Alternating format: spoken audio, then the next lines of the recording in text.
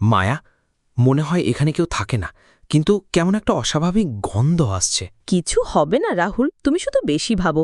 এটা পুরনো বাড়ি, সবই স্বাভাবিক। এতেও তৃষ্ণার্ত বাতাস ঝাপসা হয়ে আসে। হঠাৎ একটা ভয়ঙ্কর শব্দ শোনা যায়, গুঙানোর মতো শব্দ। মায়া, তোমার কিছু মনে হচ্ছে?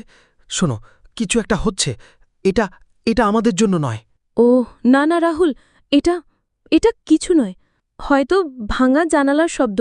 অবশ্যই কিছু একটা ভুতুড়ে আওয়াজ আবার শোনা যায়। জানালার কাঁচ টুকরো টুকরো হয়ে নিচে পড়তে থাকে।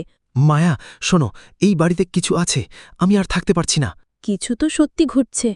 আচ্ছা, একটু সামনে যাই, তারপর ফিরে চলি। তারা একসঙ্গে বাড়ির ভিতরের আরও গভীরে চলে যায়। হঠাৎ পেছন থেকে অদ্ভুত একটা শব্দ শোনা যায়, যেন দরজা খুলছে। হঠাৎ সামনে একটি সাদা ছায়া উদ্ভাসিত হয়ে ওঠে। কাঁপানো বাতাসে তার মুখ উন্মোচন হয়। সাদা শাড়ি পরা একনারে ভূত, তার চোখ কালো এবং ঠান্ডা। এটা এটা কি? এটা এটা সত্যি ভূত।